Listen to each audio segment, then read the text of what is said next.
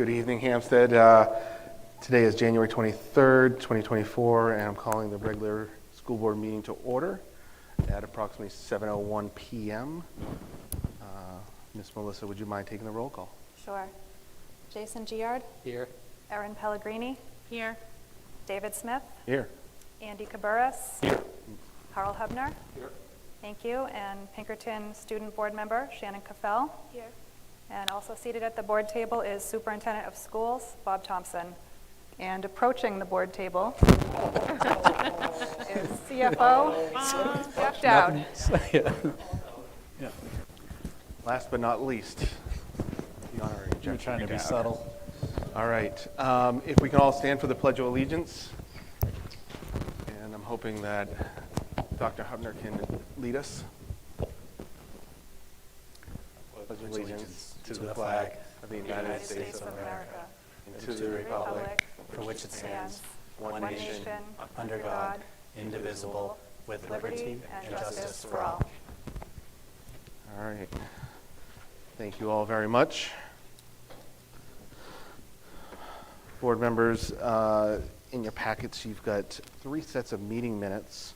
One from the December 12th, 2023 regular meeting, January 9th, 2024 annual public hearing, and then the January 9th, 2024 special meeting.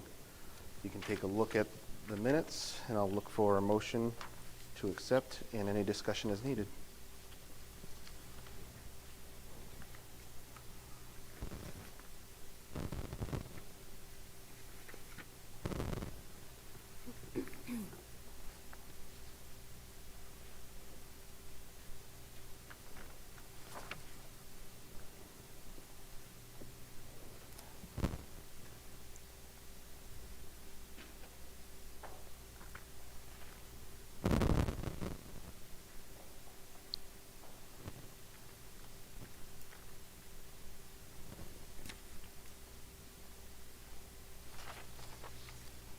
I'll make a motion to accept all 3 sets of minutes. Second. Motion, Dr. Hubner, second by Mr. Ferris. Any discussions, comments? All approved? Unanimous? Thank you very much.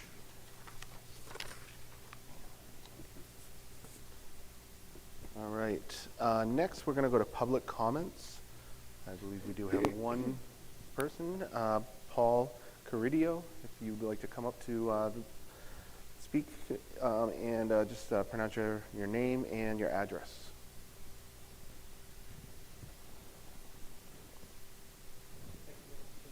Members of the board, Superintendent Thompson. My name's Paul Caridio. I live at 176 Wheelwright Road in Hampstead. For those of you who don't know me, I am the chairman of the Hampstead Stormwater Management Committee. So I'm here. Let me provide you with a very brief explanation of what we do. So we're a committee of 5, still looking for our 5th member, by the way, that were formed by the selectmen in March of 2020 to help assist the town staff and other committees and boards within the town to assist us with the EPA, NPDES, MS4 permit that the town falls under. Now, those acronyms are, of course, our federal government playing tricks on us. So I will try to explain those out for you because I'll be using those as we go on further. Obviously, EPA, Environmental Protection Agency, NPDES, National Pollution Discharge Elimination System, and MS4 is Municipal Separate Storm Sewer System. So this is a permit that the town is under that is regulated by both the federal government and the state. What we do for the town is basically we have to submit a permit application every year with some guidelines that differ every year. So we assist town staff with that. We have an outside consultant that we use for all the technical information that needs to be prepared. And what the committee really does There are 6 minimum control measures that the EPA has put on us, one of them being public input and education. So those are the 2 things that, we really get into that are under our control. So basically, why I'm in front of you tonight is to discuss the requirement for the town of Hampstead to construct what the EPA calls for as a demonstration BMP. In short, in normal terms, and you guys will understand it, it's really an educational BMP. So what's a BMP, you may think? It stands for Best Management Practice. So the school grounds here at middle school has many of those already on site. To name a few, the stormwater pond that's over towards the, I don't even know what direction that is, west side of the school. You have grass treatment swales and so on. So what we're here for is because we did an evaluation 2 years ago of all town properties. Out of those town properties, we had to identify the ones with the biggest pollutant load of nitrates, phosphorus, and chloride. Based on the amount of square footage of impervious surface, which is our roofs, pavement, and so forth, the middle school topped that off. Second came in was Central School, and then town garage, and then so on and so forth. The reason why it becomes important is the town's made up of 5 drainage watershed areas. That's the basically Lower Spigot River, so that's basically Central School, a little bit of the middle school property just towards the end of Central School, all the way out to Route 111 from East Road to West Road and out. The second one is Little River, which is basically the area of, I don't know if you know what Kelly Brook is, but the Central Street area. So Central Street and a little bit east of that. The third is Toll Brook, Lily Pond. Easy way to say that one is the Depot Road Fields area. Powwow River, that's the Angle Pond area. And Arlington Mill Reservoir, which again associates Big Island Pond. That's where the majority of middle school falls in. Both the EPA and the state of New Hampshire have evaluated all surface water bodies in the state and come up with all these pollutant load readings. The Arlington Mill Reservoir has a number of facilities within that fall in that category of impaired water bodies. So part of the EPA requirement is we have to design and install these BMPs, one in each of the impaired water bodies that you have in town. We have 3 impaired water bodies in town, or watersheds in town, excuse me. One being the Arlington Pond, the other one being the Lily Pond, Toll Brook, and the third being the Angle Pond, Powwow River watershed. And Paul, I'm just going to ask the board members. Typically, we give 3 minutes to speakers, but I know that Paul's here to talk about, how this is going to impact the middle school and the request. So I'm going to ask that we allow him to speak a little bit longer. If that's all right? Okay. Yeah, Nope, I know. I just want to make I'm sure speeding board it members. up. I'm almost done. No. But I this is had to good. give this little bit background so you understand what we're going to be talking about. Yep, this is good information. So, again, like I explained, we're in that one of those watersheds that needs something done. So we thought, our first thought was Ordway Park. Ordway Park falls in there. It doesn't have any impervious, but we have a lot of water coming off the state highways. And it's an educational area that can be used for, and again, supposed to be for the public, residents, developers. So in town, we can go show them how to build something or what they need to build. Since the state is looking at redoing that intersection and pretty much the possibility of either adding additional flow or taking even land out of Ordway Park where we were going to put it, we had to kind of scramble and go to number 2, which is the middle school site. Again, our first concern was, how do we put something on the school property that the public can view, developers can look at, that does not impact the school itself? Our consultant kind of quickly came up and looked at it. We're trying to target everything on the entrance of the school, the roadway coming in. So what we're looking for, and again, it's a town property, but we want to work with the school, and it can be actually pushed into an educational unit.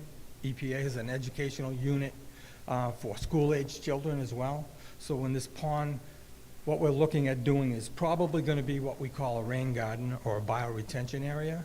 So it's a small depression where runoff comes off the roadway, filters into a media with some plants and trees and different types of things that help filter it out, and then it discharges into the natural water body. All these will have signs indicating, what the plant is and what the purpose is. So that's why I'm here. Again, we just did not want to go through that whole process and basically not have the board's permission or at least knowledge of what we're doing or what we need to do. We don't need to do one on this site, but it's one of the biggest sites, and as our consultant has indicated to me, EPA will be looking at this. We have to present it to them, and they're going to ask why we didn't do the biggest site in town. It's an easy approach to say because it's a school, and we don't want, residents or developers or people on school grounds when school's in session. So we understand, that's why we're trying to limit it as far away from the school body itself to try to do something out there. So again, I could take some questions. I could talk on this subject for hours. So that's why I did my little bit of outline, so I could try to keep it short. Board members? I think it's a great thing. It's one of our goals as a school board is how to get the kids to do things outside the classroom.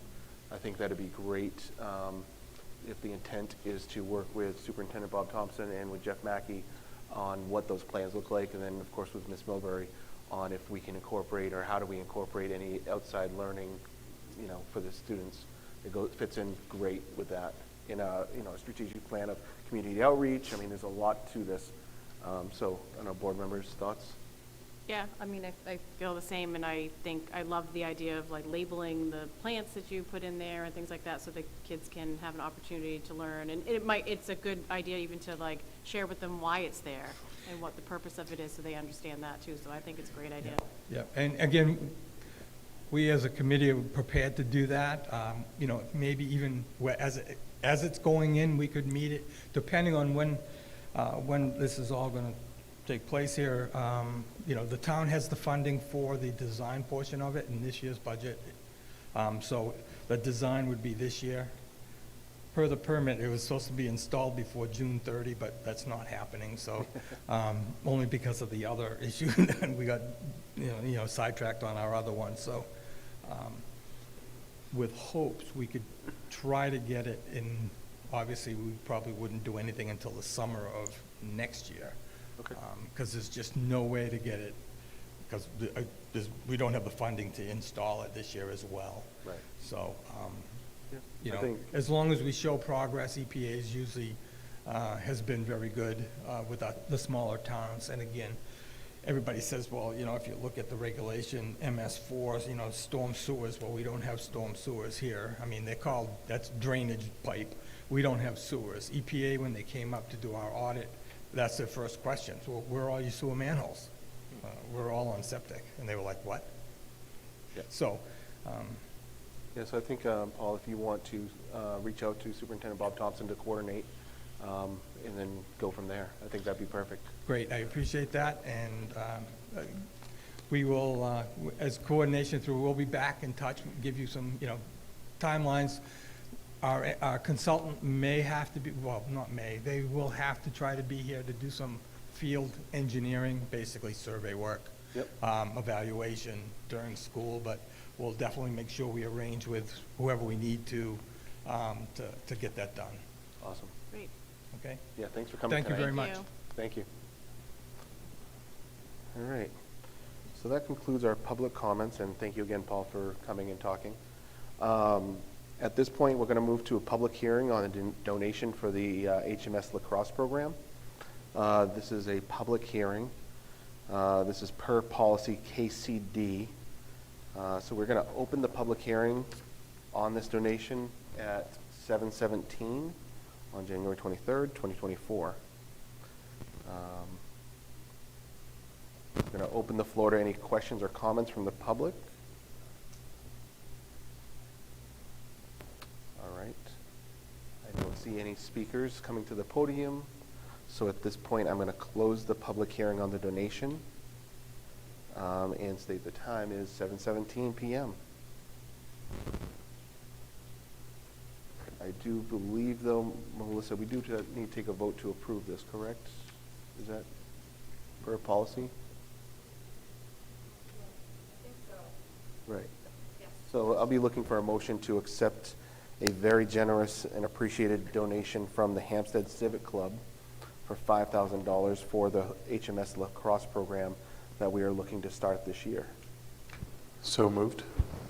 Second. Second from Mr. Cabarrus. Questions, comments? Again, just want to say appreciation to, there's been many donations. This is definitely a very great one from the Hampstead Civic Club of $5,000, and cannot say enough appreciation for the community for coming together to support the inaugural season of the lacrosse program for the middle school. Unless there's any other comments, questions, all approved? Unanimous? Thank you again, Civic Club. All right. Next up, we have the school highlights. We're going to start with Principal Cheney on the Central School. Good evening. It's been a bit of time since I've had an opportunity to do a school highlight for the Central School, so I'm looking forward to updating you on all the happenings that we've had in the last couple of months. Excuse me. Our third graders participated in their annual swim field trip put on by our PE teachers each year. This year they went to the workout club in Londonderry to learn about water safety and to practice their skills. The PE teachers utilize this as a way to continue to support student physical development and also supports the fact that there are a number of bodies of water here in the town of Hampstead, and water safety is an important part of learning in this community. Also with PE this month, third and fourth graders participated in the World Cup Stacking Championships. This is an opportunity for students to simultaneously engage in cup stacking at a variety of sites throughout the world, and once again, they broke the record. In addition to that, there was also a community event at the Central School this weekend where people from all over came to participate in cup stacking. We had a busy winter where there were many, many arts presentations and opportunities for children to show their creative sides. Grade 1 kicked off our season with the Balloons Over Broadway parade before Thanksgiving. Students created their own balloons just as if they were in the Macy's Day Parade and walked through the school and shared their creations with all of their friends. December 11th, we brought back a favorite of Cliff West, joining our HCS kindergarten students and taking them on a magical journey on the Polar Express. He does an immersive presentation where there's music and lights, and kids, get their tickets punched and they receive a bell at the end of the experience, and they really are transported. It was interesting to see some of our older students go, "Do we get to do that today?" So they missed the days when they had that opportunity. Grade 4 hosted their holiday concert in mid-December. They performed for their fellow students and our staff during the school day, and then again that evening for their community members. They sang a selection of songs about the holidays and winter, and the concert was accompanied by student-created backdrops and an art show featuring their self-portraits. Spirit Week was the week before the holiday break, and students enjoyed days such as Blue and White Day, Grinch Day, and it all ended with our festive jingle jangle at the end of the week. That was an exciting event, and, a big thank you to our Unified Arts teams and our classroom teachers for collaborating to make that such an integrated and dynamic event for our students. Right now, back from vacation, we are in the throes of our mid-year assessments, checking on student progress. Students have been participating in their iReady and DIBELS assessments and will complete those the end of this week. These assessments provide valuable information regarding their progress and growth. And what we'll do actually next week is we'll have another data week at the central school where the teachers meet to go through this data and start to make some instructional decisions as a grade level to continue to support and foster student growth. Our fourth grade, not just Ms. Rodriguez and Ms. Burkett's class, but now our entire fourth grade has had the opportunity to virtually visit Glacier National Park in Montana. The students are learning about fossils and land formation, and they met with a park ranger who was able to talk to them about some of the unique parts around their park and things that they may see here in New Hampshire as well. So even though we couldn't travel to Montana, Montana traveled right to us. Our Lunch Buddy, our first Lunch Buddy event was held on January 12th, and it was a success. We had parents at every grade level sitting with students, engaging them in conversation, and even experiencing our cafeteria and some of our lunch options. We do have 3 more events planned for the rest of the year, and as a reminder, parents need to be vetted volunteers to participate, and based on this experience, we may be able to increase the number of adults coming to visit at each lunch, just by a couple, but we certainly were able to meet the capacity of our initial target, which was 10 per lunch. It's time to start thinking about fall enrollment. Any kindergarten or preschool parents out there, on our website, there is a link to fill out what I'm calling an interest survey. This helps me gather an idea of how many students might be interested in attending Central School next year as we're starting to plan for the 24-25 school year. I'll be hosting a parent night on February 20th for incoming kindergarten families. We'll meet in the cafeteria, they'll learn about our program, and then they'll have an opportunity to tour the building. And finally, Hampstead had their 275th birthday this past week, and at the Central School, we celebrated, as most elementary school kids do, by hosting a birthday party. We had our 4th graders presenting on what school was like in 1749 and what school is like now. The kids, one of the favorite things they learned about was bringing the potato to school. That kids would bring a warm potato to school every day, and it would keep them warm and it would help out, but then it was also their lunch. So that was a surprise to our students who love pizza day, and we don't have potato day anymore. So are there any questions about the happenings at Central School? I think for me, just a quick question of, do we have any indicators yet about kindergarten right now is 72 students? What that looks like for going into first grade? Have we got any indications of how many more students will be added? I know it's early. It is early. So I believe this year we had 9 families that I knew of that sought other kindergarten experiences due to the limited number of full-day spots. So if all of those students come back, we'll be at 81. So I am watching that number really closely because at 80 for 4 groupings would be at policy. So we're kind of teetering on that edge right there of numbers. Okay. Yeah. Anyone else? These updates, they like make my week when you talk about like cup stacking and all that stuff. Oh, it's so awesome. fun. It really is. All right, thank you. Thank you, Dr. Thank Kane. you. All right. Next up, the next highlight of the night with Shannon to talk about Pinkerton. Through snow, a stay-in-place, and a pipe burst, midterms are finally wrapped up, and tomorrow we start semester 2. Winter homecoming is February 3rd. We had course night in the club fair for the incoming freshmen. They also visited Pinkerton yesterday and were able to tour the campus and see some presentations from art programs. Elizabeth Lavoie from Hampstead hit the 1,000 career points mark for girls basketball. Every single one of our winter sports teams have been extremely successful so far. Before break, we had Holiday Spirit Week and a club door decorating contest. The Pinkerton players have begun rehearsals for the spring musical, The Addams Family, coming March 22nd through the 24th. And several Pinkerton students had the opportunity to travel to New York City to learn from and experience the biggest art conference in the world, the APAP. And that's all I have, but I will definitely have more sports updates next time. All right. That's awesome. Thank you, Shannon. Any questions for Shannon about Pinkerton? No, thank you so much. Thank you. All right.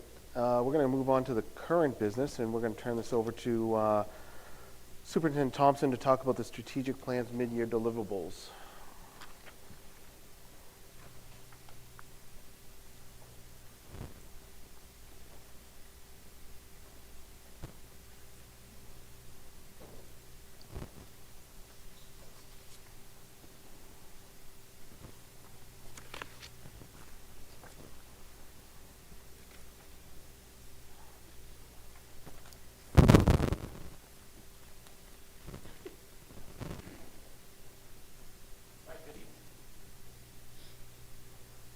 Good evening.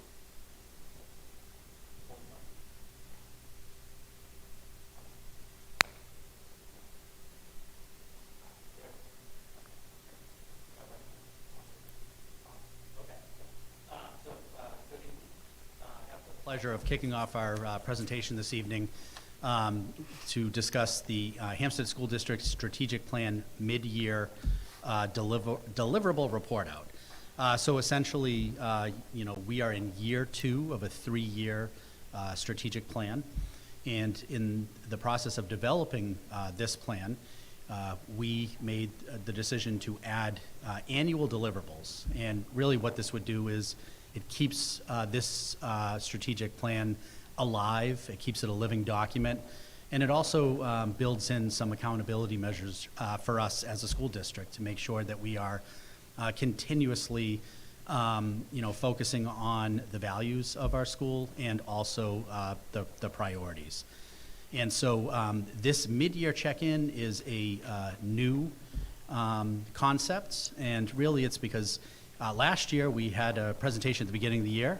We worked on our deliverables and we reported out at the end of the year. And I have received feedback that we should really check in more often than that to make sure that we're on target. And it really is great for us to be able to take a little bit of a victory lap, because there is a lot of really great work going on in our district. And I see our presentation tonight really as an opportunity to share the work of so many people that are involved in making this plan come to life and happen. So let's advance the screen. So at the core of our strategic plan are the core values of our school district. And again, this drives our priorities, it drives our work. And when we talk about our core values, we talk about communicating with positive intent. We talk about honoring the child, relationships and team building, act with integrity, and creating a culture of collaboration. So, we always aspire, and I use that word aspire because it's something that we continuously work on. We're not perfect, but we continuously work on these as our core values that will drive our decision making. And with that said, I'm going to turn it over to our Director of Student Services, who's going to talk about our 5 strategic plan priorities. Thank you, Mr. Thompson. Good evening, everyone.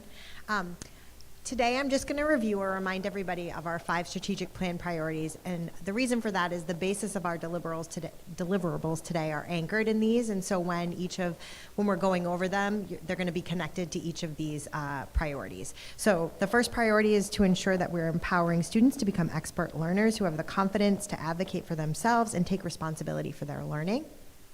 Number 2, examine our current programs and practices for relevance and effectiveness.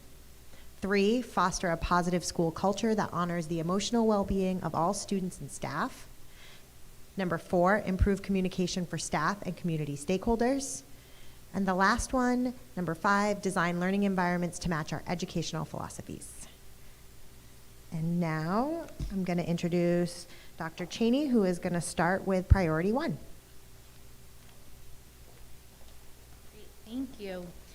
So as Mrs. Parsons noted, Priority number 1 is to empower students to become expert learners who have the confidence to advocate for themselves and to take responsibility for their learning. I'm excited to update you, especially on our first action strategy, to expand those instructional rounds. Instructional rounds are an opportunity for colleagues to see each other in practice, and the goal of that is to further and support student instruction. So thus far, we've completed 2 rounds, one by our full instructional staff, and then a second one by the administrative team, focusing on our new evaluation model as well. I'm proud to also announce that we tend to be in Hampstead leaders in this world. During our instructional rounds for our instructional staff, we had site visits from the Sandown schools, the Lawrence Public Schools, as well as the state of New Hampshire, who brought in their new implementation specialists to train with some of our UDL coaches. So that is definitely a point of excitement for our staff. The other piece I want to highlight for you tonight is we wanted to foster a sense of belonging and community through the school-wide implementation of classroom morning meetings. The first step in that was that we secured time during our daily schedule for these morning meetings, because we're really committed to it as a building. So this is still in progress. Our structure is in place, and some of our staff are still in training, but we're starting to see this in more classrooms. Now, Mrs. Milbury. Thank you. Okay, for the middle school, we have a couple of action items. The first was develop written norms and expectations to enhance student learning through improved instruction. In working on that goal, we are working in our PLCs. A PLC is a professional learning community, and in the middle school, it looks a couple of different ways. That might be a grade level team, or it might be a subject level team, but it's teams working together on a common goal. So we use a lot of our PD time in those PLCs, and we've worked with a consultant to develop norms to have effective PLCs, and along with that, we are working on our assessment practices and instructional practices with simple things such as looking at what are the power standards that, you know, in a subject area, there are a tremendous number of standards that teachers are trying to meet, and we're just trying to focus on what's the very most important standard so that they can hone in on those standards when they're developing their assessment and creating curriculum. The next is to create consistent school-wide grading practices and begin the alignment of assessments to standards. Our principal's leadership team is doing that work. We've begun that work. They've come from the grade levels with some information on grading practices currently, and we're talking about what are kind of must-haves for grade levels, but the goal is to come up with a school-wide, more standard way of grading.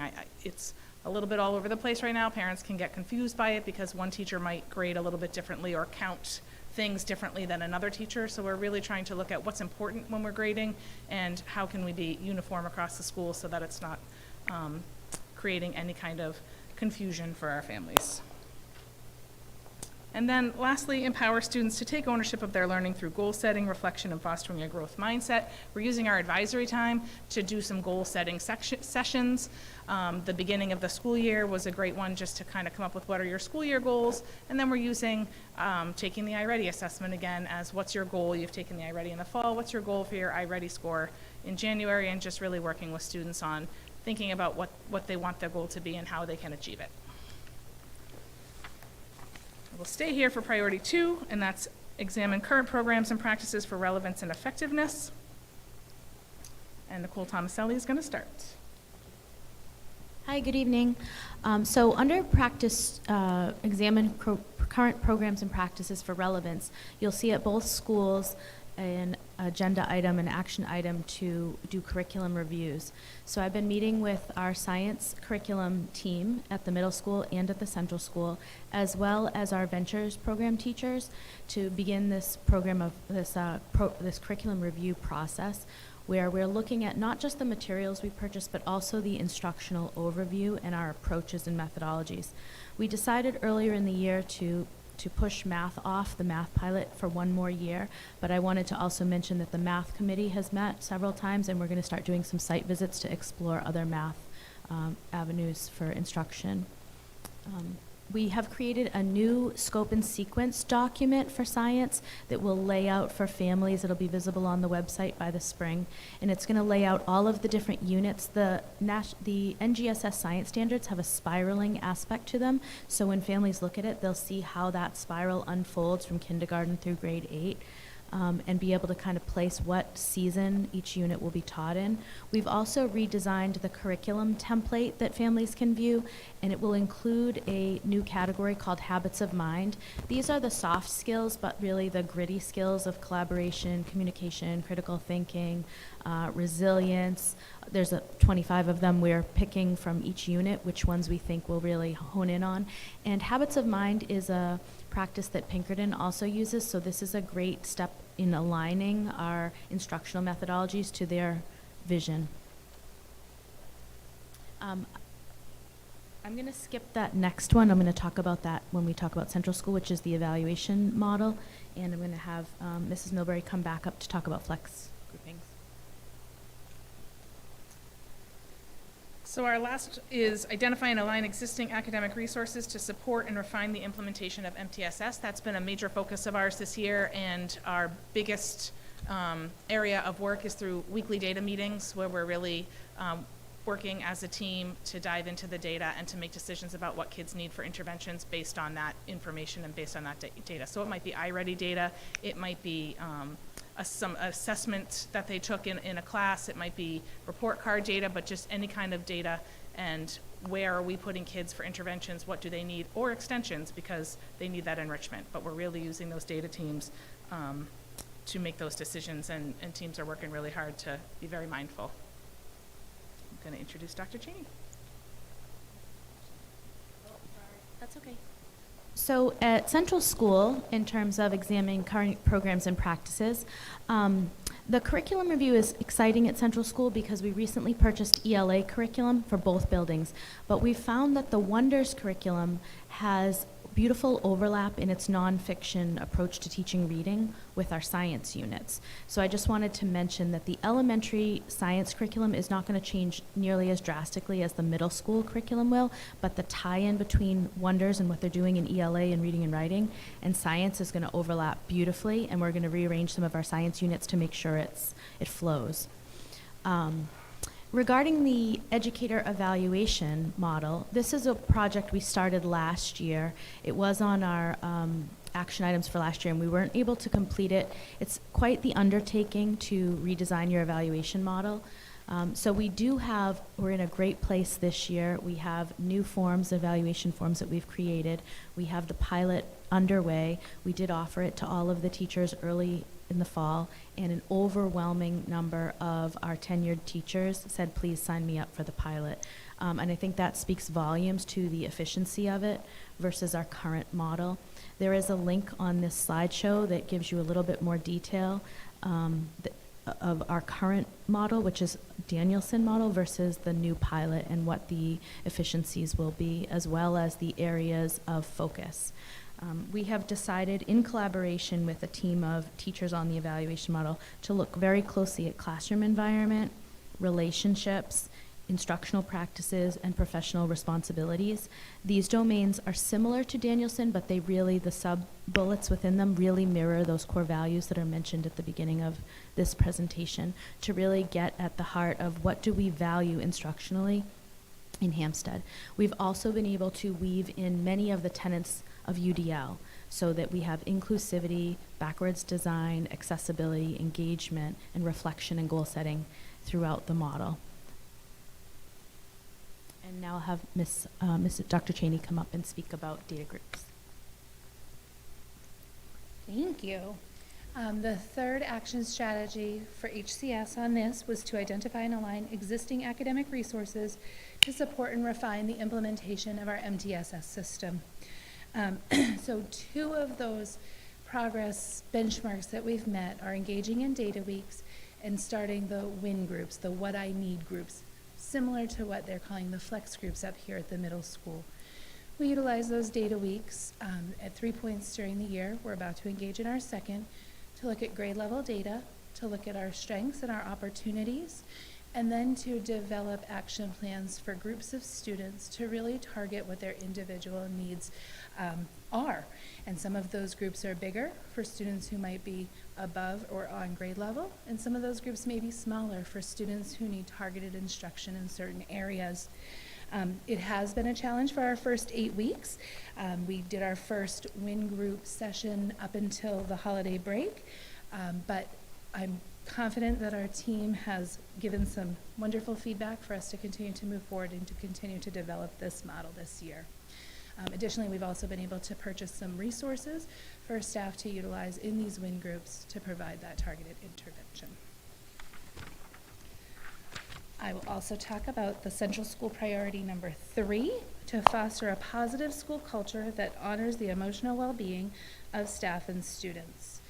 Would you like to speak to this? All right, I'm going to skip the first one because Mrs. Parsons is going to speak to that in just a minute for both schools. So one of our action strategies was to promote the physical and emotional wellness of all staff by developing a series of wellness activities. To date, we have completed 5 wellness activities, with another one beginning in February. We have a small but enthusiastic wellness committee that is supporting this charge. We started off the year with a really fun challenge developed by Kayla Dustin, who heads up our committee, to do a staff photo scavenger hunt. And that was a really fun way to get to know some of our new colleagues and to participate and have fun.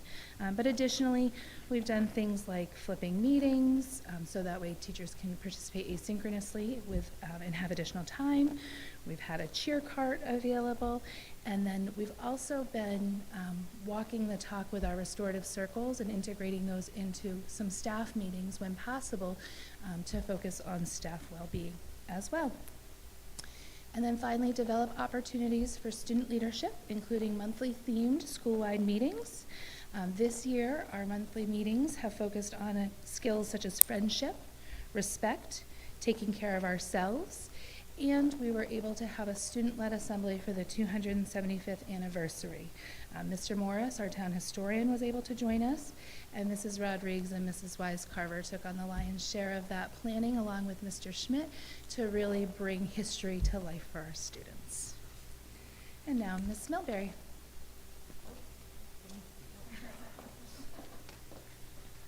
I'm actually going to step in because this action item was on both schools' plan, and it was enhanced school culture for staff and students through the implementation of restorative circles in all grade levels. I am extremely proud to announce that we've had about 100 staff members trained in the restorative practices and circles. Plus, that's our teaching staff, plus we have trained almost all of our paras have also been participated in a training, and we have one more cohort left of about 20 staff members to train, and it might actually be a little bit less than that. And so that being said, although we're a little off our timeline, the fact that we were also able to get our paraprofessionals in this training, because that was not originally a part of the timeline, I'm really proud to say that we have a majority of our staff members trained in this. And so we are working with our multiple tiered systems of support behavior committee to talk about how we're going to further build capacity for staff members to be trained, as well as making sure that we can implement this in each school. And we're really looking at using morning meetings for the use of circles at Central School, and the teams here are using advisory to implement the circles. But I've also seen it utilized in staff meetings. I've seen it utilized in small group settings to do repair work between students here at the middle school, and I've also seen it to do repair work with staff. So I want to say that the circles goes just beyond the classroom, but it really is helping to impact the culture throughout the community. And I'm going to welcome Ms. Milbury back up. So our second action strategy was staff will read the book Hacking School Discipline and participate in professional learning for the purposes of making revisions to the school's disciplinary code. We are about halfway through the book. Staff are meeting approximately once a month after reading a portion of the book and engaging in some discussion questions and having some really great discussions about what we're reading in the book and kind of tying it back to what practices can we change within the building. So we're seeing a shift. The book actually also ties in nicely to the circles. So it's been a lot of kind of having more conversations with kids, finding out what's going on. I can't say that we have no behavior problems, because we still do have some behavior problems, but we're working at it as a staff, and this book has been a nice tool for that. And then lastly, promote the physical and emotional well-being of all staff and students by developing a series of wellness activities. We had a pretty great start with our wellness committee last year with some of the activities, but they've worked hard this year to add in some new ones. So a couple of things, we did a breakfast, we did a music staff bingo that was brought back for a second time by popular demand, staff yoga. So we've really had a series. A couple of the other activities we've done have not been new this year, but they've been working hard to incorporate new. We're just about to just starting our amazing race, which we did last year as well, but our wellness committee is also very excited to bring different things to staff, and we're going to work on some more of our student wellness as well. I'm staying. Number 4, improve communication for staff and community stakeholders. So increasing community access and engagement in the Hampstead schools through a series of district-wide engagement events. Our Veterans Day Assembly is not necessarily a new thing for us, but we have, we worked hard this year to add more community members with the breakfast after. It was really well attended. We had a lot of veterans, a lot of community members participating in that assembly and breakfast. And then also holding an event for training for parent volunteers, people who want to come in and volunteer, and that also ties in to our next strategy of further developing school and community relations through increasing volunteer opportunities. We have had a lot of parents, more parents. We have quite a list of volunteers, but more parents this year that have applied to volunteer, and we're working hard to provide opportunities for those parents to be able to volunteer in our school.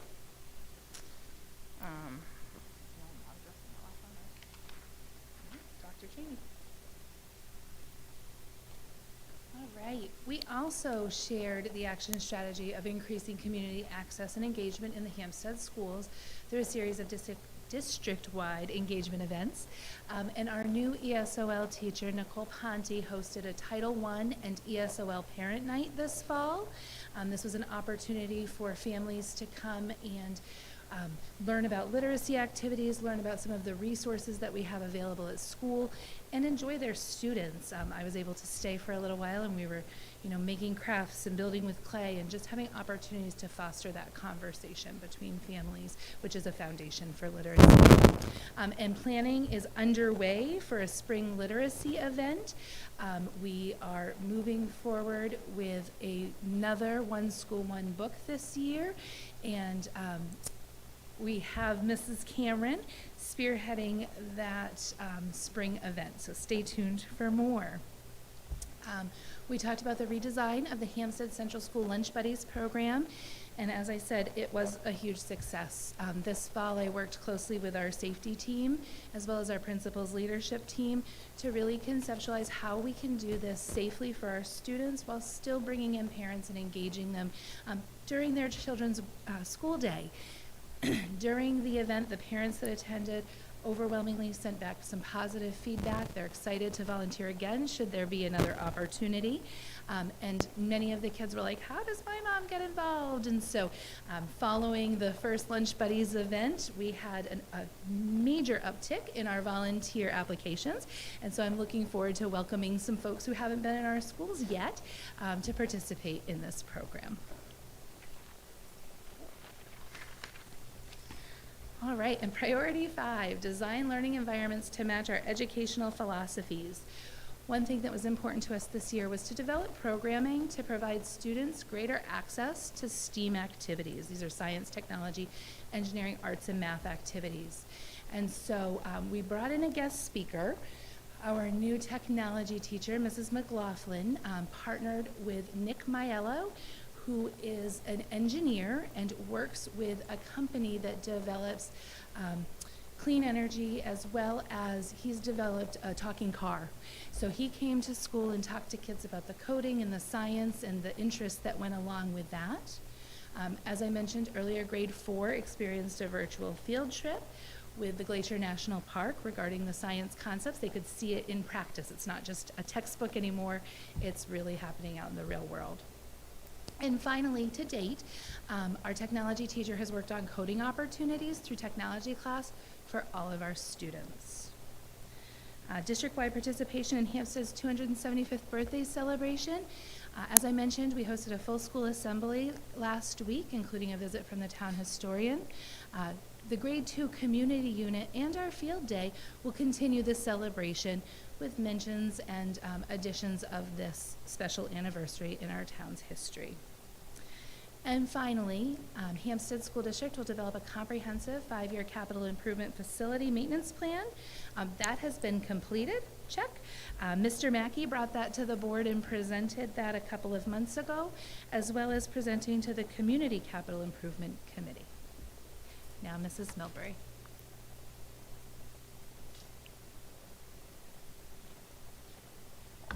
Okay, this is an exciting slide for me to end on. Our first action strategy was promote outdoor experiential learning opportunities through participation of grade 7 at Nature's Classroom. Our 7th grade did participate in Nature's Classroom in November. It was a successful trip. In fact, just yesterday, I believe it was, Mrs. Griffin emailed me and she said, I think you would just like to know that 2 students and I were talking, and it was 2 boys who said, can we go back to Nature's Classroom? So they really enjoyed the trip. So we're really excited with the success of that. District-wide participation in Hampstead's 275th birthday celebration. A little biased, but I think my social studies team knocked it out of the park on Friday. We had a fantastic assembly that was really well done, with students leading it and sharing all kinds of important information about Hampstead and its history, and a lot of people who said, you know, I've lived here for 20 years and I learned something about Hampstead, so that was really cool. And then after that, we were able to have some roundtable discussions with some of our town historians, with a few of our students that had participated in the assembly, so that was really exciting. And then enhance student learning through increased participation with Pinkerton CTE program and community partners. This is a goal that a lot of our staff are really invested in. Our counseling team worked hard in the fall and brought the CTE van to school. It's a mobile CTE event where kids get to experience the different classes that CTE has to offer, little hands-on activities. So our 6th grade and our 8th grade got to participate in that, and that was they really, really enjoyed that hands-on activity, and we will continue to work on more activities like that. And then the last one is already talked about, so that's all I have. Mrs. Thomaselli. And so this last slide, you know, we debated whether we should show this or not, but we decided to show it because it was the timeline we envisioned in the fall for our accountability to get all of these tasks done. So while some of these tasks are, you know, completed and done, like the comprehensive 5-year capital improvement plan, other tasks are still underway, but we are making great progress on them all. So we intend to continue to work on all of our objectives for the year and refine them and try to fit as many things in and get another update to you in June. If you have any questions, we're available to answer them.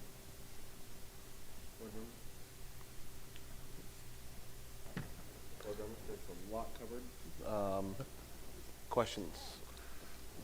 I kind of just wanted to say appreciation for some things like school-wide grading practices, and when you talk about making it easier for parents, it's also easier for students. And the idea that when you have 6 different teachers grading 6 different ways, it takes up a lot of effort by the kids. And as a teacher, it was frustrating when I was pushed in a certain direction, but I find that the grading practices tend to be actually easier on the teachers when they're looking at specific goals, which I thought was really good. And just the idea that eventually it just becomes easier for the students, easier for the parents, and you're not teaching them how you teach, you're teaching them what they need to learn as opposed. So I think that's really good practice. When we had looked at the iReady scores, there was definitely some concern, specifically in that 4th and 5th grade range, where you see a lot of the red and the yellow creeping up. UDL is obviously a good start, and I know a whole bunch of teachers have jumped into that, but I really do, like, we have that COVID bump, and that's creating, it's stretching out in the classroom how much differentiation you need, because you have kids at the 3rd grade level and you have kids at the 6th grade level all in the same classroom. So I really do like that you're using iReady data, using data and adjusting over time, and it's hard.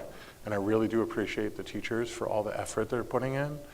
And I know it's not easy to change things each week, because you kind of get wedded to what works over time.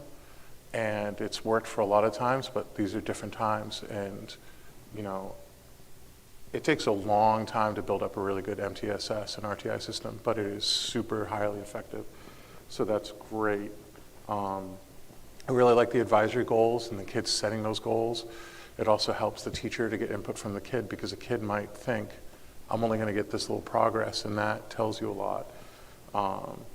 And just having weekly meetings is really good. And also, when you talk about enrichment, it's not just for the lower kids, it's also for our higher kids. Like, how do I readjust these groups over time? So I think what you're doing is really good practice, and it's hard and a lot of effort from the teachers, especially when you get tired, and especially when you deal with behavioral problems. But these are all incredibly good practices from everything I know, so I really appreciate what you're doing. And just to add to that, Carl, I'd say, I really appreciate your comments. I know the team does. You know, we've said it before, like, the complexity of our students in their learning has increased. And that is daunting and scary at times, that the students that we face every day, they're just different than they've ever been. But there's a silver lining in that like, we have some tremendous professionals that are willing to learn and grow, adjust their practice, learn new techniques for working with challenging students. And the systems that these folks have built this year with the data teams and the MTSS, like, really, I've sat in on a number of these meetings to really drill into very specific skills, specific populations of students, like, gives me hope that we are meeting the needs of the complex needs of our students.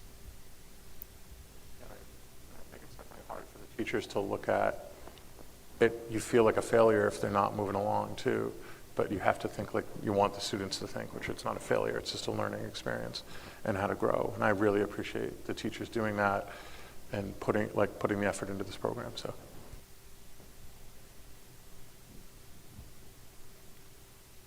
Questions from anyone else? Comments? Is this something you can share out after, Ms. Thompson? Yep, I absolutely. think it's just a lot there that I'd like to read a little bit more into. Yep, and we can send it directly to the board, and we'll also put it on the website Right. so that community can access it as well. Okay. I appreciate the hard work. There's a lot to this. So understood there's a lot going on and a lot more to do for the rest of the year. So thank And you know, this exercise is great because, like, you don't, you know, for us to sit down as a team and have like a really deliberate conversation about like, how are we doing, and checking in, and where are we making progress, and where do we need to make adjustments, like, because, you know, I'm very proud we've done a lot of work. And, you know, I would even say that compared to some other school districts, what we've done in a half year is what some districts do in a year. But then we also realize too, like, there's a sense of urgency around a couple of items on here that we're not making as much progress as we'd like. And it's not because we're sitting around and being complacent. It's because our focus, like MTSS, is a major focus of our work right now. And what can end up happening is some of these other goals we put off a little bit. So, you know, I say to the board, I said this last year, like, we'll come to you in June. A number of these, they're going to be checked off. We've done them. Some of them are going to be, we're going to continue to work on them. And then some of them we're going to say, like, we didn't get to it. But it's, the evaluation model is a great example. We could have rushed it and put it through, but there'd be no fidelity in that new model. So just, you know, I appreciate the board's patience with us as we work to complete these tasks. So thank you. Good. Thank you. Thank you, everybody. Okay. Next, we are going to talk about, we have Mrs. Tomaselli up to talk about the preschool outdoor learning grant update. So just the other day, we were informed that we were awarded a grant. It is from it's called the Gorham Garden Grant. It's an organization in town, and I met earlier this year with our preschool team, Mrs. Mahoney and Mrs. LaCroix, as well as Dr. Cheney and Mrs. Parsons were there as well. And we kind of determined that our preschool program would love to do more hands-on science learning outside and just outdoor observational skills year-round. They do have a small area that currently has a weather station in it, but they would love to develop that into a little bit more of a garden. Of course, we have the community garden that we love our partnership with St. Anne's, but getting preschoolers around the building and across the street into the garden will take the majority of their little half-day program. So they wanted something very close that they could just walk outside their little door and right to their garden and then back into class. And it's safe and it's fenced. So we decided to apply for this Gorham Garden Grant, and we are awarded $500. The program is called Growing Minds and Hearts, Expanding Outdoor Exploration and Gardening at Hampstead Central Preschool. And we envision right now a little bit of a garden expansion and some beautification to include more native plants, a butterfly garden, some artistic decor that of course will be made by our amazingly skilled, beautiful artist preschoolers, as well as some raised garden beds, an improvement to the weather station, a new composting station, some additional materials for books in the classroom, as well as guest speakers to help kind of unveil some of these projects. The thing I'm kind of excited about, and I don't want to say mostly excited about, but we'll have some new exploration zones. So within that fenced area, we'll have little exploration stations that are developmentally appropriate for preschoolers to kind of engage with nature. And we will be strategically planting little things in those areas for them to notice throughout the seasons, to observe seasonal change, which is a widely respected science standard on the national level. We do have a timeline proposed, and we're very grateful for this opportunity. We'll be meeting with the gardening groups, and Mrs. Gorham will be unveiling the check in the next few weeks. That's awesome. So, Thank you. Oh, do you have any great. questions? Thank you. Oh, it's fun. It's good to Yeah, hear. it's fun. It's Yeah, really, that sounds fun, yeah. it will be. And if you'd like to be a guest speaker in preschool anytime, it's really wonderful to spend time in our preschool. Our teachers are tremendously skilled, and the children are just so authentic. It's very rejuvenating to be down in that preschool. That's great. Thank you. All right. Appreciate that from the Garden Club and that update, Ms. Tomaselli. Next, we're going to turn it over to Mr. Thompson to talk about the Two Cove Classroom edition.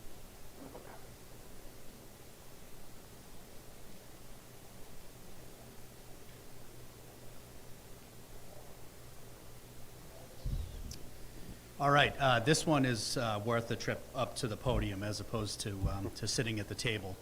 I was reflecting earlier today that this is year 3 and the third different plan that is presented to the board and to the community regarding the Central School Edition. And I'm actually pretty excited about that. For a variety of reasons. So I think the best way to approach this is just to really kind of walk through the website. I sent an email communication out to families today. I included a graphic of like what this renovation would look like, and then also a link to the site. It is very simple in the approach, but gets right to the point of all of the information that you'd need to understand the project that the board has committed to and that will be on the warrant when voters go to vote in March. So Mrs. Tomaselli is going to click on that link. Right on the front page, there's a button that's called HCS Edition. And here we have the Central School Edition project information.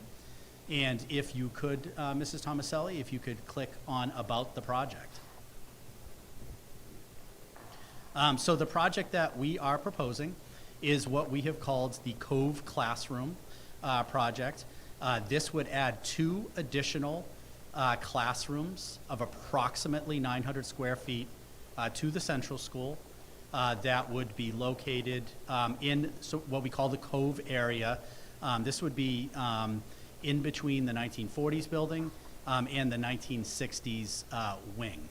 And really, there's really 3 takeaways or 3 areas that we really need to focus on about why we need this project. And the first is there is a dire need for space at the central school. And I know some of you are at home saying, well, we've heard you say that for the last 3 years.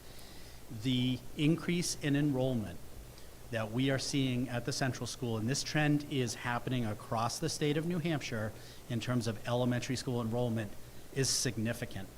The community may remember that the board in early summer added a 4th grade section. I was hesitant at the time to add that section, largely because we had no place to put them. We've made some different adjustments, and Dr. Cheney's been very good at trying to find space that doesn't exist. And really what it comes down to is we are back to educating whole classes in the 1940s wings classrooms that are under 800 square feet. And just for some perspective, classrooms by the Department of Education standard should be 900 square feet. We are looking at NESDEC projections that would indicate we're going to go even higher. So the need for a project now that addresses just one of our needs, which is increased student enrollment, is dire. It's here, it's now. So that's point number 1. The second point is this project will not raise any new taxes. As the board is aware and the community is aware, there has been a commitment on the part of the community to continuously add money to the capital reserve funds. The money is there. So when you see this warrant article, it will have no future tax impact. The money is there. The way the capital reserve fund is established is this money has to be spent on capital projects. Here's your capital project. In fact, the overall cost of this project will actually allow us to still have reserve in capital reserve should it be needed for some other project, a septic system, a roof. So when we look at the barriers, we look at what has prevented this project from being passed. There's been concern about increasing taxes or trying to pass a bond or paying interest on a bond. Those barriers have been removed. The money is there. This is what the money should be spent for, and the project will be ready to go when we receive, if and when we receive voter approval in March. And then that brings me to the last of the 3 points, and that is the timeliness. Now, you may recall with the larger projects that have been proposed in the past, the timeline for completing such a project was 1.5 to 2 years. We don't have the luxury of waiting 1.5, 2 years to add classroom space to the central school. We need to add it now.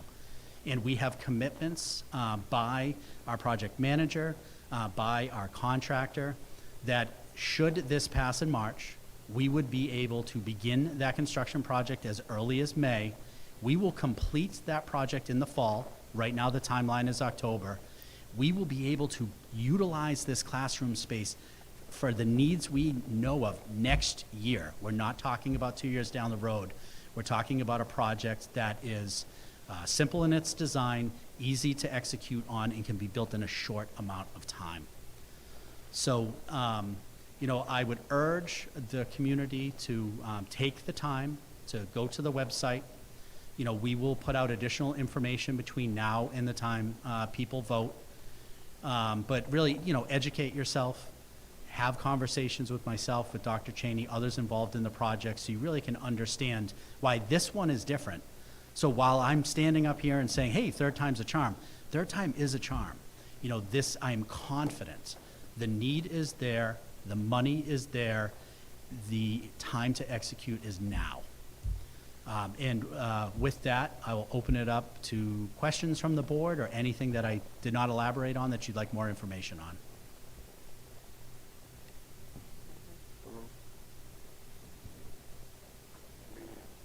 For the no additional cost, can we make it bigger, bold, maybe underline? Yeah, I'd say we just had a building committee meeting. We talked about this, that we should really bump that as the number 1 thing first, because I think that's top of mind. the goal here is to educate voters of, there's no tax increase. This is money that's been voted to be put in the capital reserve. And like Ms. Thompson just said, that we would have leftover after in case anything else. So it's not like we're depleting 100% of the resources. So that is definitely going to be top of communication. Not only changing stuff on the website, but also handouts to the community that we're going to start working on this. So one thing I'd like to bring up is in years past, we have done mailers to the community. And while this is not as big of a project as in years past that we've tried to pass, I still think it warrants us to get communication out there by getting some mailers out there, or potentially get mailers out there.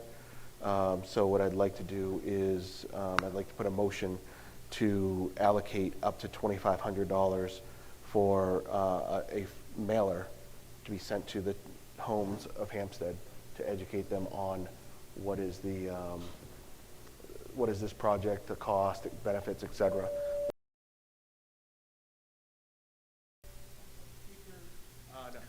That we would work on, what that would be over the next few weeks, and have that sent out, before voting, which is on March the 12th.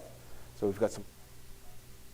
We don't have a lot of time. Just Don't have a lot of putting that out time. there between mailing and all that. But, it is something that we have about 6 weeks to get designed, proofed, printed, and mailed.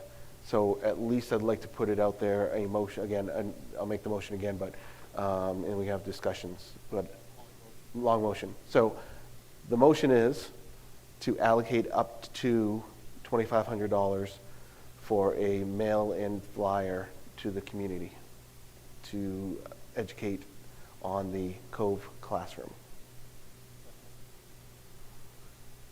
Discussion, thoughts?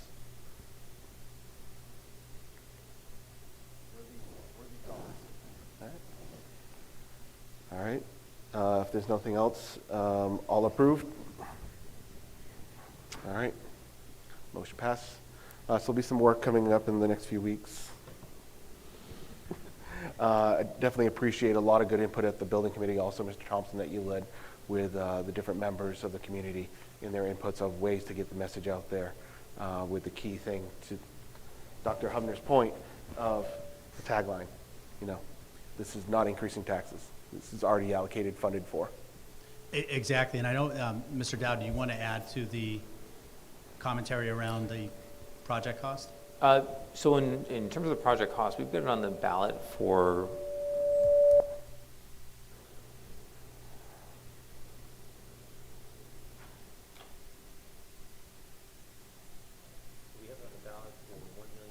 $1,524,000. We received a late pricing update, I believe on December 15th, that their updated pricing was $1,558,000. So it was a difference of about $35,000. We were running right up against the public hearing. I think we're going to be okay with the 1,524. I wanted to put that out there. If it's something they wanted to increase, it can be done at deliberative session. But that's what their most recent pricing came in at, and I think we're probably okay. But I did want to bring that to the board's attention. And it's important to note too that with projects such as this, we build in contingency for what we realize is, sometimes pricing is a moving target based upon current market conditions. So just something for us to consider prior to the deliberative. But Yeah, there's a $50,000 contingency, owner's contingency only. And we also have very conservative pricing by our owner's project manager on all aspects. So I have confidence in the budget that we have. Okay. Thank you. Thank you, Ms. Thompson. thank you. Yep. Next, we're going to bring up Ms. Tomaselli to talk about the 2024-2025 HSD Hampstead School District school calendar for the first reading. Hello. So in your packets, you will see our proposed draft calendar for the 24-25 school year. I believe you will also see an inclusion of the very recently adopted Pinkerton Academy school calendar, which is relevant because as everyone knows, we are sending school to Pinkerton, and we do share buses with Pinkerton. So we're trying to always align with our days of start and vacations, professional learning days, and early release days. So the calendar in front of you offers our teachers and I'll kind of run through the dates. I know we have several teachers watching the school board meeting this evening. So that is very important to them to know when we're starting. August 23rd will be our first day back for teachers. We'll have several days of professional learning, as is customary and as part of our contractual language. And then we will welcome our students on August 28th, which is a Wednesday. Then we will lead into an extended Labor Day weekend where we have the Friday, Monday, and then proceed with a 4-day week, and then finally a 5-day week. As I've mentioned to the board in previous years, I think that staggered opening serves everyone well to get into the routine of going back to school. So we have this year, or for next year rather, it would be a 2-day, a 4-day, and then a 5-day. As we continue, you see several early release days. And just a reminder, these early release days are utilized for our staff to work on completing mandatory trainings required both for their certifications and also for compliance with the ever-increasing number of RSAs presented to public schools. We also use this time to work in our PLCs to do some instructional improvements and make improvements to our curriculum, as well as our team planning time. So this is when some of our really creative, kind of collaborative efforts can happen during these early release days. Most of our early release days do overlap with Pinkerton. There are a few anomalies that you'll see in the schedule. And our last day, of course, is tentative pending snow days. Right now it will be scheduled for June 18th, 2025. So I'm happy to answer any questions people have. Board members, any questions right now for the first reading?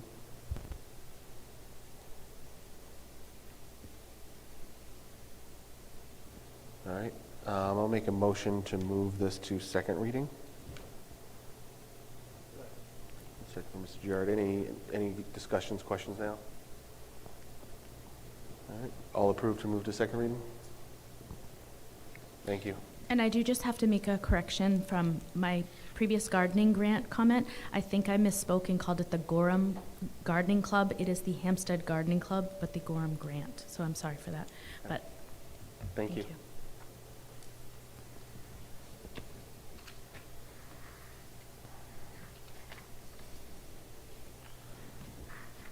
All right. Next up is do have the deliberative session coming up. Just want to talk about a few things around this. So again, our deliberative session is scheduled for Tuesday, February 6th, which is at 7 p.m. here at the middle school.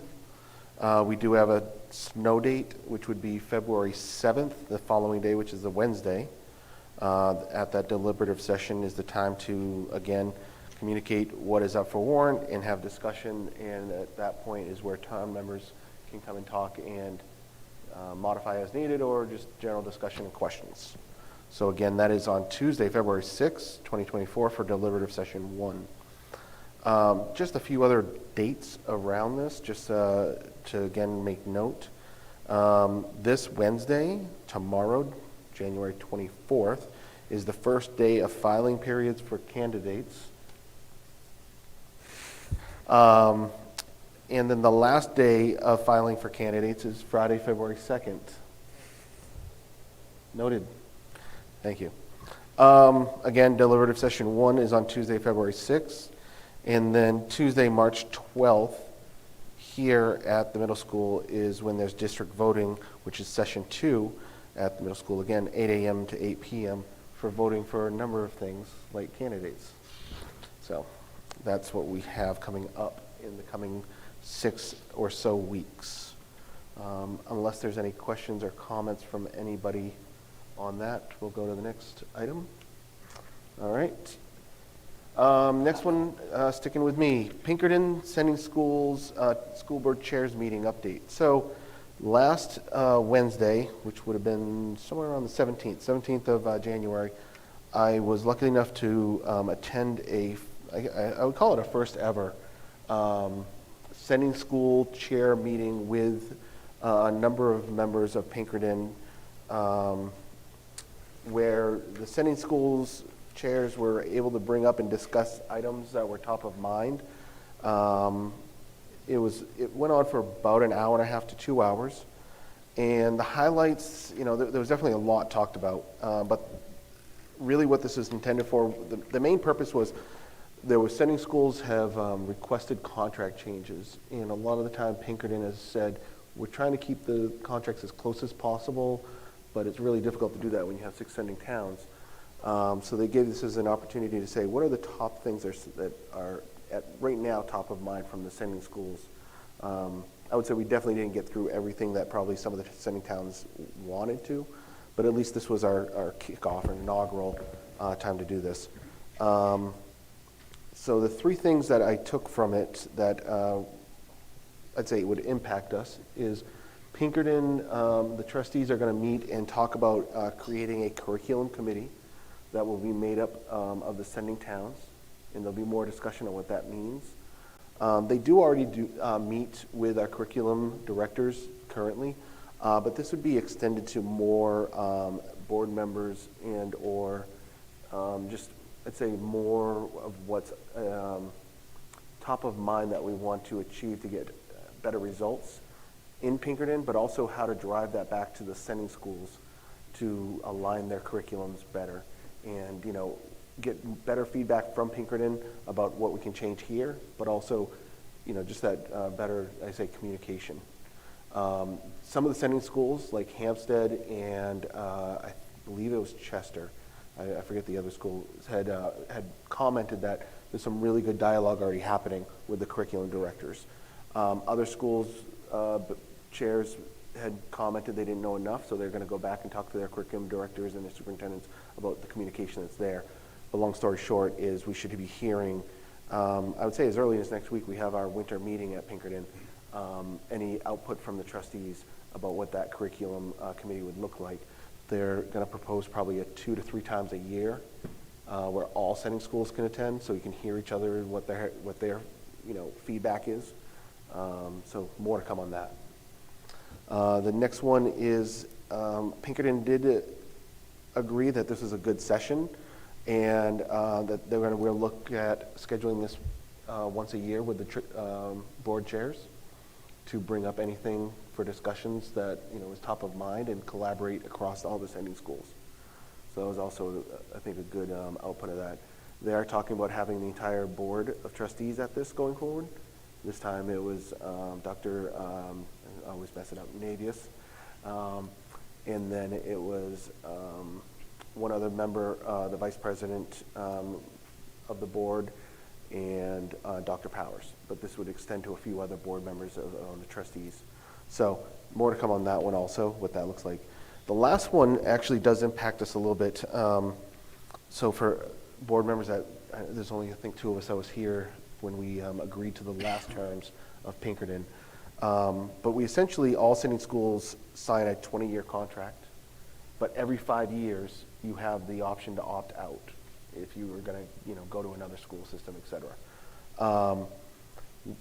2 of the sending schools had talked about that in years past, when that 5th year comes up, they've submitted, hey, here's some things in the contract that they would like to change. And essentially, I'm going to paraphrase this. They've got a written response that's Pinkerton said, thanks, but no thanks. Essentially, we're not negotiating anything. A contract is a contract. Contract is contract, right. In discussions there, they admit that, there's probably should be some dialogue first about what's the intent of the contract changes that are being requested, and then have some, just like you would do any kind of negotiation. You don't do that over email. It should be some verbal, in person. So Pinkerton had agreed that that's what should be happening. So whether that's going to be put in writing right now, or we're going to talk about that in the winter meeting, what that looks like for the change in writing. So it's going to progress, but they did agree that going forward that will happen. So I bring that up because guess what? Hampstead's is up pretty soon. We have to notify Pinkerton by March 30th if we are going to go into the next 5 years or not. I know that Mr. Dowd had sent us our contract. I would like to, for our next meeting, talk about if there's anything in the contract that we would like to discuss. Because between the next meeting and March 30th, if there's anything that we would like to discuss with Pinkerton on contract changes, I'd like to get that over to Pinkerton and set up time for a few of us board members to meet with them to discuss any of those contract changes. So again, I think everybody's got that contract right now. Mr. Dowd had sent that out last month, I believe. So if you can take a look in your emails, review that, and I'd like to talk at that at the next board meeting. But feel free to send that over to me, and we can start to list out anything we would like to discuss and potentially change contract. Not necessarily that we have to, but this is the opportunity to do that. And again, March 30th, if we don't notify them, then it automatically, so we don't have to write to them and say we're doing this. It automatically goes in the next 5 years if we don't. But we would communicate to them if we have any contract changes that we want to discuss. This might be a dumb question, but is the cost per student potentially different for all of the different sending schools based on the contract? It is different because it's based off of student population that you send. So you think about it, that, you know, they have a top line number, you get the bottom line with the number of students, so whoever has the most students paying the most. Right. So that's what the language is for the cost of students. That's pretty standard across. Right, that makes sense. You know, I don't know, Mr. Dowd, if there's anything in addition you'd want to say to that as far as the cost for sending schools, but it's essentially, you know, how much does it cost there by how many students? Yeah, per student would be the same for any student attending. Got it. So, but again, let's have that discussion at our meeting on, what is it? The 13th? Yeah, 13th at our next board meeting. And I'll just say, I find it encouraging to hear that that committee is being put together. You know, not that I feel like not that I feel compelled to join the committee necessarily, but Mr. Volunteer here. no, just that I think the more information that we can have to kind of tailor our elementary and middle school curriculums to better fit with the, you know, rigors of the curriculum at Pinkerton is a good thing. Yeah, and I think it's also what Pinkerton, you know, they shared some things, and we'll talk about it more at the winter meeting and then bring that back.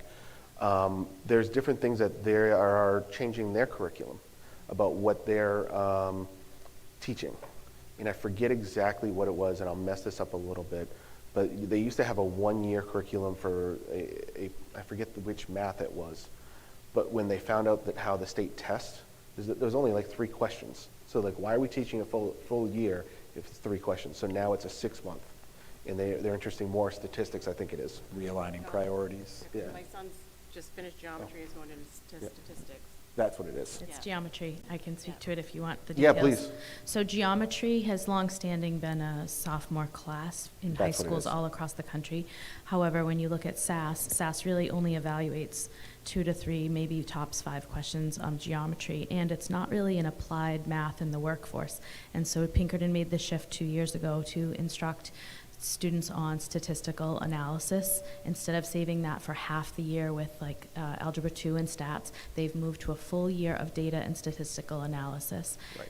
And they did that with I believe they transitioned their honors students, their honors classes first, and now I believe the rest of the year. But I do have curriculum meetings at Pinkerton regularly. I have one Thursday, and we'll be getting more updated information. But I would love the opportunity to have a wider committee look at our curriculums. And I do think there's potential for even curriculum writing across the sending schools and purchasing agreements. Yep. It would be a very beneficial And that's partnership. that's what some of the discussion was around when it talked about curriculum, was just that, you know, if one school's doing one thing and another's doing another thing, well, maybe there's some students that are, what they're talking about really was, a few years ago, there was I think it was a U.S. News report that, you know, how Pinkerton was graded, right? And it gave a lot of attention from some of the sending towns because Pinkerton wasn't graded as high as before. And it was due to how we placed on some of these tests. It was also because of the CTE that's there. There was a whole bunch of factors that the sending schools are saying, we want to hear more of that from Pinkerton. Why are we, and if there's a reason why, and we're saying, well, we're investing more in CTE, and so that people have those different education areas versus going to college, that's a good news. You know, I mean, that's a good information to share. Is like we're investing more there, and there's kids that are doing those tests and are not taking those placement tests for college because they're going to go to a different place, a different way of education.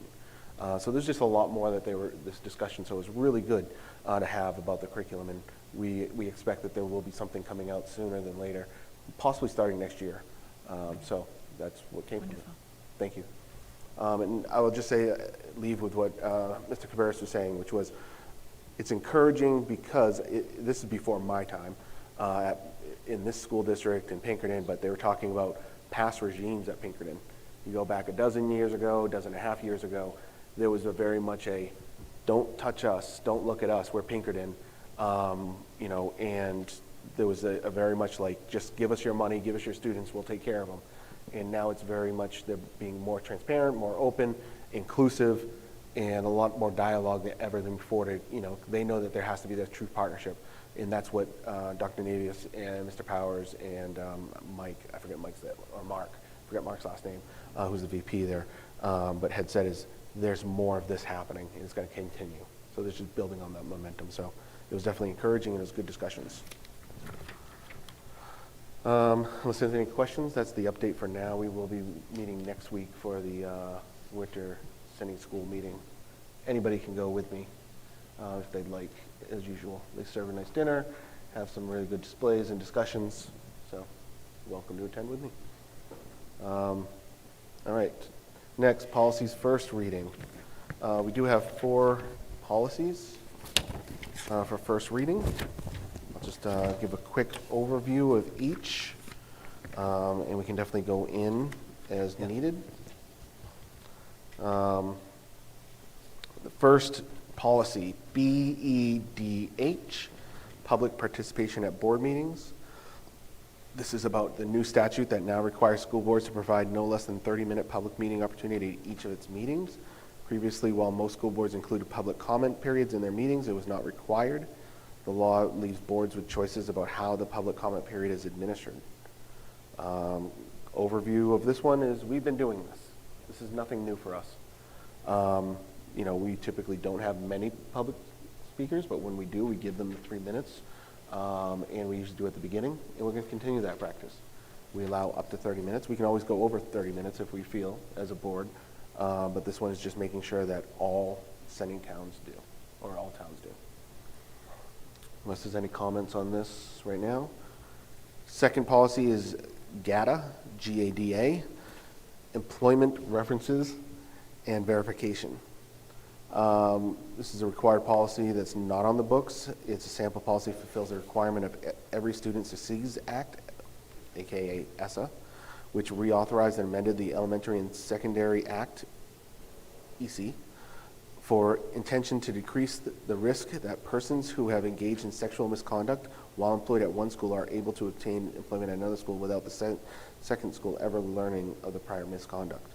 So again, this one is, again, protecting students, and I'd say practices we're already employing here to make sure that we're not passing on employees that have had sexual misconduct. As unfortunate it is to say that, that does happen. And we've heard of other districts in other states and our state that have this has been an issue. So this is, again, protecting students and communities. So board members, this one I would definitely advise to take a look at. There was a lot of good discussion as we were going through this policy to ensure that we were making this simple, straightforward, not overcomplicated, and protecting our students and any other district students. So any questions on this one? Next one is IHAM, I-H-A-M, Health, Education, and Exemption from Instruction. Last revised in 2017. Revisions connect requirements for education about sexually transmitted diseases to health education, add language distinguishing parental opt-out of health education based upon religious reasons for opt-out process for other objectionable course material, as spelled out in policy IGE, I-G-E, and clarifies the materials inspection process. So again, this one is, there's some language in here. I'd say that was very 80s centric, so we, corrected and reviewed to make it more applicable to this time of day, and made sure that it's spelled out that if any parents do find for any reason that they want to have their child not in some of these courses and lessons, that there's a opt-out policy and opt-out form. So on this one, by the way, as a new teacher, I taught sexual education, which was the most terrifying thing I think I've ever done. So when they talk about legal guardians being notified by written means, and we took out email, as somebody who does not pay enough attention to my physical mail, could we do it by email and physical mail, or? So the way it's done right now, I would say, we actually had this conversation at the policy committee. We adhere to a higher standard, which is we provide a course syllabus. The teacher provides a course syllabus that's given to students. They go home and have to have their parents sign it. Okay. She tracks it, monitors it, and then, we'll do further follow-up if we don't receive that. And, we had, conversations about like, oh, it can be a phone call. The problem with that is that's hard to document. And then even with email, sometimes, people don't read their emails. So I am like proud of the fact that like there is the minimum standard the law requires, and then there's what the Hampstead School Board says is the standard for ensuring that parental rights are upheld, which is really important. Yeah, if they're signing the syllabus and returning it, I feel much better about it. So. Yeah, it was definitely a healthy discussion on this one too. So I appreciated the inputs from all and the roundabout discussion amongst the half dozen or more people that were out in the room. All right, any other comments on this? All right, next up, number 4 is JFAM, which is JFAM, Education of Military Children. Recommended policy not on the books, suggested adoption to reflect both provisions of Interstate Compact on Educational Opportunity for Military Children, RSA 110-D, and of HB 1653. It's 2002 New Hampshire laws, CH, so that's chapter 310, pertaining to military connected students. All right. If you take a look at JFAM in the back pages, there's a lot to this one that just outlines, again, if a child is of a military family, what the school district does to support and educate. It really breaks it down to make sure it's covered diligently, again, per the state laws, et cetera. So for this one, board members, this is a pretty long policy, 3 pages, but it's worth going through this and making sure that if you have any questions of what's covered under JFAM to discuss now or bring up on the second reading. And I'd just like to add that I'm very proud of the partnership that we have with organizations that help military families, not just the U.S. military, but the organizations that support those families. And it's really important that the community realize that there is a housing shortage across the country. It affects lots of groups of people, and it really affects our military families. So we have the Portsmouth Naval Shipyard. The families that work at the Portsmouth Naval Shipyard, they've been priced out of that market. They can't afford to live in Portsmouth. They can't afford to live in Dover. So now they are living further out and commuting, and they're moving to Hampstead. So we're seeing more and more military families, which is a really exciting thing, come to live here in Hampstead. It is critically important that we provide them protections to make sure that we enroll students in school quickly, and that we honor the struggle that they sometimes have when it comes to finding housing and educating their children. So I'm very happy to see this policy come to the board. Thank you. I'll make a motion to move the 4 policies as read to second reading. Second. Any questions, comments from any board members? All approve? All right. All right, rounding out the board comments and correspondence, almost right on target. Only 5 minutes past, so Mr. Giard. All set. Ms. Pellegrini? I just have one thing I wanted to just talk about really fast. The PTSA is looking for board members, not only board members, but also volunteers and some support by membership. If they don't have new board members step up and more volunteers, they're going to end up dissolving the program. So doing that would be really detrimental to not only the schools, but a lot of the students. So that, they'll lose funding on things like field days and some field trips, classroom items. They'll also lose things like the Jingle Bell Shop, the bingo for books, things that the kids really love. Staff appreciation will not be there. And one of the biggest things they will lose is the PTSA kids groups, which is really, right now it's the most of the membership. And I just really would love for people to, look into what the PTSA is. It's a really great group. It supports the schools, it supports the kids. You don't have to volunteer for everything. Your support as a member is really important. It's been around for a long time, and I would be really sad to see it go. The current board members are already there for an additional year trying to salvage it. They've done a fantastic job, but they need people to step up. So please look into it, and hopefully we can keep it going. If you had to estimate how many people you needed for the group, what would you say? Well, I will tell you that right now the membership's at like maybe 60 people, and about 30 to 40 of that are children, are the students. I was president at one point of that, and at the time that I was president, there were so many volunteers. Our membership was like 200 plus. Wow. Not because of me, just because of just because in general that's where membership was, and it was like that after, and then COVID really did a number on it. But they need the membership to pay for things like insurances and things like that. So even if you're a member, it doesn't mean you have to volunteer for everything. But it's a big problem, and it's going to be a big loss. So just wanted to put that out there. Where do I go to get more info?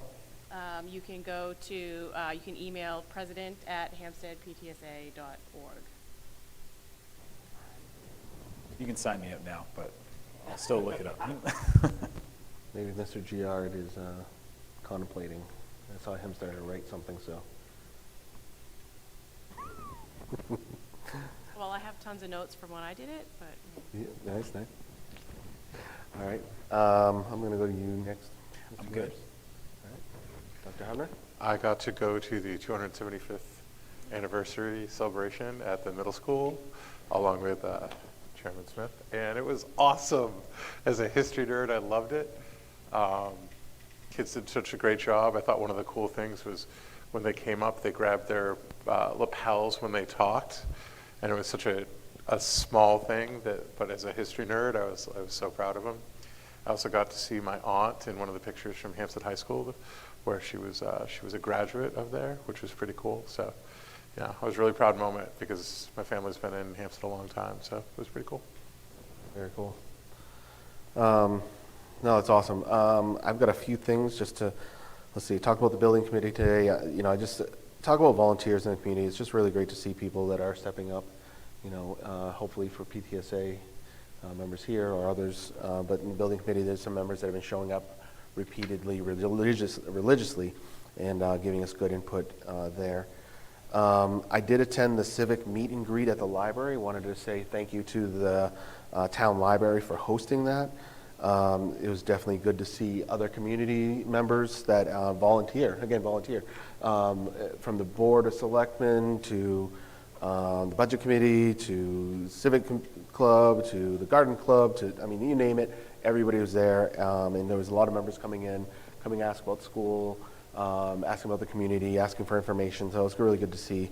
I've been going to that now for about 4 years now, probably 5 years. There's definitely more clubs and groups that are there to display what they're doing than ever.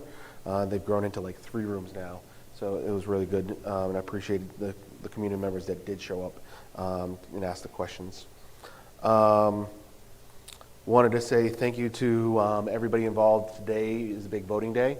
as the primary. So I want to say thank you for, administration, teachers, everybody to make considerations for hosting here at the middle school as we usually do.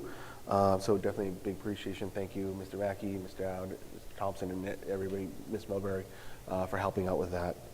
It's always a great time to see the community members come out and vote. Looking forward to see what's happening as soon as we're out of here with the results. I talked about the sending school, 275th the middle school. Yes, echo that. It was great to see the students get up there and practice and then actually talk about it. I was, besides being enthralled with the slideshow that was there and how all the students were dressed up and how they led the instruction, that night I was actually able to also attend the 275th celebration. And I bring this up because it was at the Congregational Church where we had about a dozen students or so that attended, and a past student spoke. There was an actress that spoke about the history of Hampstead, which was enthralling. I actually think Ms. Thompson would be great if she was ever able to come speak to the students. That'd be amazing. I mean, I agree. Captivated for 10, 15 minutes. I also think we should recruit her to come teach for the Hampstead. Oh my God, she was amazing, honestly. I think there's some videos floating around, but it was definitely great just to hear about, she spoke with just a good voice about it and good passion, talking about the border of the town and how they called out the border, 50 paces from Mr. Johnson's farm. I bring that up also because the students then served food, so there was students here who went there and dressed up and were part of the community, and that's what we're trying to do is get students more involved in the community. And then I also want to say appreciation because right after that dinner, some of us, not Mr. Thompson, but there was dance here led by a lady who does dance for the dances that were in that time period. And so there was about 40, 50 of us. Hopefully that video does not leak because I was a little embarrassed to see it on myself, but did line dancing here. And it was pretty cool to see a lot of community members showed up, and just want to thank the community members that came here. And again, this is part of what the actress had talked about was just how we really care about the education in schools. And so having everybody use the middle school as a place for this and have line dancing right here, which was so much fun. I was just saying, our schools are still the central area of the town and are utilized by community members. So just want to say again, appreciation. We had, Peter Schmidt here. So I think there might be some videos of our assistant principal from the central school and his wife dancing along with me and my wife and like I said, another 30, 40 people here. So again, just appreciation to open up the school and allow the line dancing to be done here. So, fun times. Don't watch the video. All right. Oh, they've already seen it. Okay. It's gold. All right. All right. And if anyone hasn't seen it, please With that, contact me. consent agenda. All right. Moving on, though, consent agenda. Mr. Thompson, thank you. Yeah. All right, so there is no personnel report, but moving into the superintendent's report, I do just want to follow up on Erin's comment about the PTSA. When I chatted with Erin online, the thought of the Hampstead schools not having the support of PTSA is a really scary thing. And I don't think people realize just the positive impact and the support that organization provides. Everything from the numerous activities they run. We've been tasked with increasing volunteers in our schools.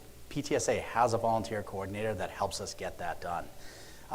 So please, those of you out there, I know people have a busy schedule, but if there's any assistance people can provide, we need it. We need the PTSA. We cannot have them dissolve or go away. I also just want to say thank you to Mr. Torelli at the Central School. Mrs. Parsons and I went in there to do, we do regular walkthroughs where, we observe instruction, and then we have, we had a really great, conversation about what we saw. And you go into Mr. Torelli's room and he requires you to participate in the lesson. So we get to make some really incredible ceramic snowmen.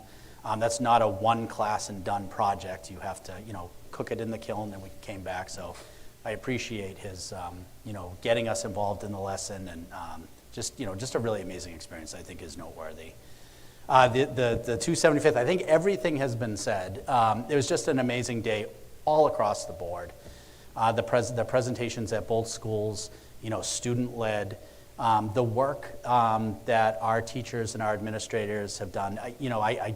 I know, at fear of leaving somebody out, I just want to mention Jen Howard, the amount of work that she put into making things come together, in addition to others that were already mentioned. And I think, we attended the evening ceremonies. We were on borrowed time with our babysitter, so unfortunately I didn't get to come to the dance, which I would have loved to have seen firsthand. But there was something, it was just such an incredible evening. And for me, my wife got to attend. She's an educator. And she said to me on the ride home, she said, Hampstead really is this very special place. And, I've been telling her that for the last 2.5 years, but I think she got to see it. And as an educator, to see, you've heard me say it before, there is a magic to this place. There's something very special about this community in general, but the 275th celebration was definitely a good example of that magic. And then lastly, I just want to give a shout out and an appreciation to all of our staff members who have duties at either the elementary school or the middle school. And I say that because in this winter we've had some crazy weather. We've had torrential downpours, snow squalls, windstorms, snowstorms. And I have the benefit, I'll show up to carpool, make a cameo, it'll be really cold, but our staff, they're there every single day. They're there doing recess, morning carpool, afternoon carpool. We have crossing guards. These folks are braving, cold weather, all sorts of conditions to make sure that the school operates and things run smoothly. So I just want to express my gratitude. A large number of these folks are our support staff. I appreciate everything that they do every day because I've been there momentarily, and it's not an easy job. So much appreciation to our staff for that. That's it for the superintendent report. I welcome any questions that folks might have. Questions? I'd echo that appreciation. Yeah. Seeing the cold rain out there, seeing them out there, I appreciate that more than anything. Nobody likes a cold rain that gets to the bone. So appreciate the members of the staff helping out. And just real quick too, watching, I was out when preschoolers were out at recess, and of course it's wintertime, so they get to kind of slide down the hill there. To watch the precision at which the preschool staff catch these children as they slide down the hill, it's just masterful. I'm telling you, it really is. So thank you. I don't want to leave out the preschool staff. That's awesome. So. Thank you. Yeah. All right. I don't have anything here for old business, other business. We are not going in non-public, so I am looking to adjourn this meeting 6 minutes early at 8:54 p.m. on January the 23rd, 2024. Thank you and good night.